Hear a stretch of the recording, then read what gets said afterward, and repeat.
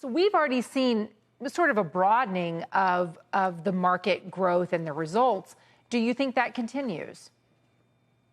Absolutely. We're seeing two things. Certainly a broadening, but a heck of a lot of dispersion within sectors. Look at Ulta Beauty and the slowdown that they saw in comps versus a Costco that had great comps, or a Procter & Gamble who had flat volumes versus a L'Oreal that had great volumes. It's going to be a lot more pressure on investors to find the winners.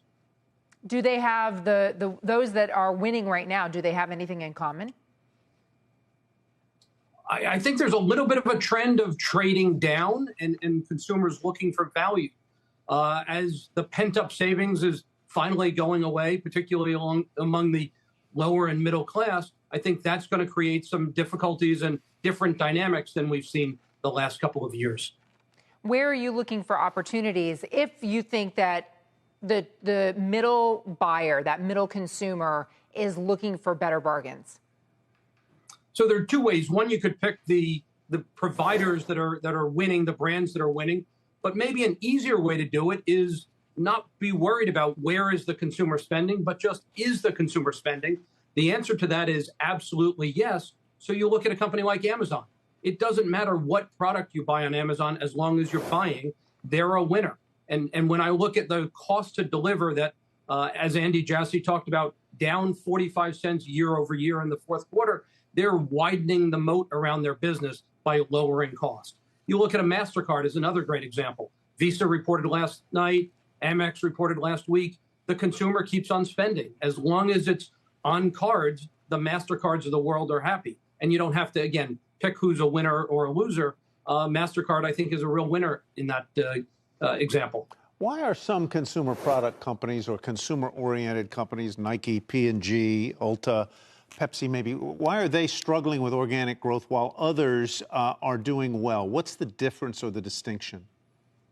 I think there's a real backlash against those companies that raised prices aggressively over the last couple of years. Constellation Brands is a great example. They were much more muted in raising prices, and they just reported earnings and saw 8% depletion growth versus a Procter & Gamble or a Pepsi flat. So the repercussion of the price increases over the last couple of years is coming home to roost.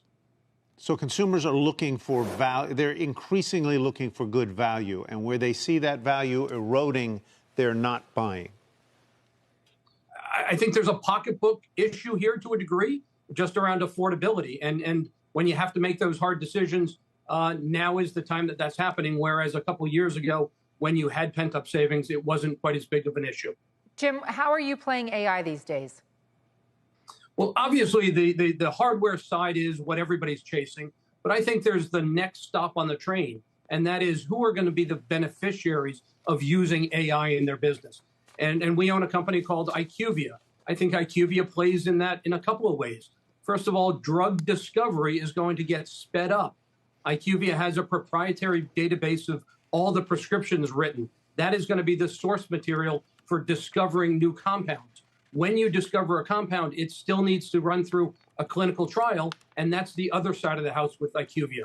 So IQVIA has been looked at as a company that is facing headwinds from biotech spending, a little bit of an inflation headwind as contracts that they wrote a couple years ago at lower costs are now seeing higher costs. That washes through, and the AI benefit should really start to hit IQVIA over the next couple of years. And at the valuation that it's at today, I don't think the market's appreciating that at all. All right, Jim, thank you very much. Jim Tierney of AB, we thank you.